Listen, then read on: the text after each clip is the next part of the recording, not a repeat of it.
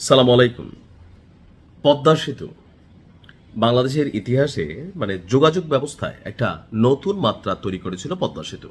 এমনকি এই পদ্মা সেতু নিয়ে নানান পলিটিক্যাল অবস্থান, দেশে বিদেশে তর্ক বিতর্ক অনেক কিছু হয়েছে, কিন্তু দিন শেষে অফকোর্স পদ্মা সেতু বাংলাদেশের জন্য খুবই জরুরি, গুরুত্বপূর্ণ, এমনকি ফায়দাজনক ছিল। এখন যেই পদ্মা সেতু সরি ঠান্ডা লেগে আছে, তো যেই পদ্মা সেতু আওয়ামী লীগ সরকার করছে, তো এটা করে বিশ্বজুড়ে একটা ক্রেডিট কিন্তু আওয়ামী লীগ সরকার পাইছে। এখন আমাদের যে নতুন ক্ষমতাসীন সরকার আছে বিএনপি, তারা কি কোনো কিছু করবে? অবশ্যই।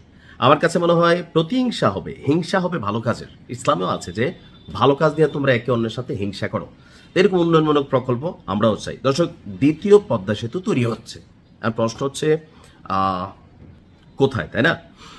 বিএনপির নির্বাচনী ইশতেহারে এবার একটা বিষয় ছিল, অনেকে যারা পড়েছেন হয়তো দেখেছেন, আবার অনেকে যারা পড়েন নাই তারা দেখেন নাই। বিএনপির নির্বাচনী ইশতেহারের ভিতরে একটা বিষয় ছিল যে দেশের যোগাযোগ খাতে তারা একটা বৈপ্লবিক পরিবর্তন আনবে, এমনকি এটার জন্য একটা রোডম্যাপও তারা তৈরি করেছিল। তো যেহেতু বিএনপি ক্ষমতায় আসছে, সরকারে বসেছে, এখন সেই রোডম্যাপকে বাস্তবায়ন করার সময়। তারেক রহমান বলছিলেন আমাদের প্রধানমন্ত্রী যে আই হ্যাভ এ প্ল্যান।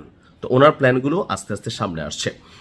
মহাপরিকল্পনার আওতায় পাটুরিয়া দৌলতদিয়া এই প্রান্তে তৈরি হতে যাচ্ছে দেশের দ্বিতীয় পদ্মা সেতু। অর্থাৎ যারা পাটুরিয়া এবং দৌলতদিয়া রোডে যাতায়াত করেন, আপনারা আরেকটি পদ্মা সেতু আপনার পেতে যাচ্ছেন।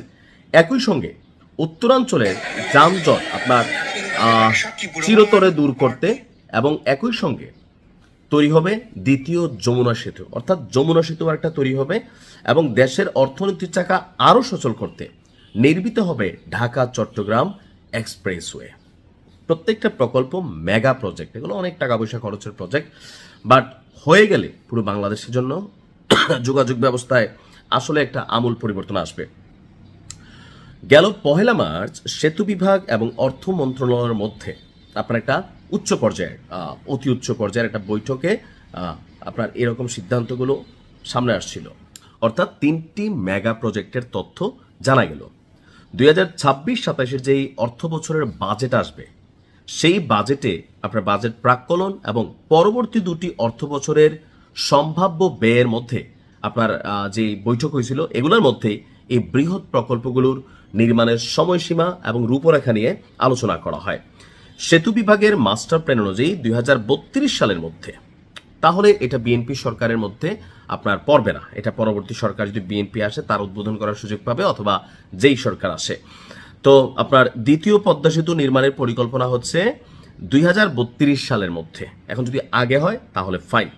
তো এটার দীর্ঘ কতটুকু রাস্তাটার পরিমাণ হবে বা সেতুটা 4.9 কিলোমিটার দীর্ঘ, এবং এই প্রস্তাবিত বহুমুখী সেতুটি পাটুরিয়া ও গোয়ালগন্দকে যুক্ত করবে এবং জাতীয় মহাসড়ক N5 ও N7 এর সঙ্গে সরাসরি সংযোগ স্থাপন করবে, অর্থাৎ বিশাল মেগা প্রজেক্ট।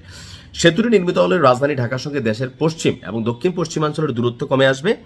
আর পাশাপাশি স্থলবন্দর, বেনাপোল, দর্শনা, এখানে আরো অনেক কিছু তৈরি হচ্ছে।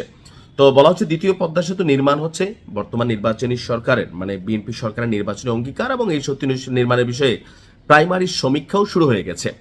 যদিও আগের একটি স্টাডি রয়েছে, তবুও এখানে নতুন করে স্টাডি করতে হচ্ছে, আর এটা চূড়ান্ত হবে। অন্যদিকে এই সেতুটি লাভজনক হবে।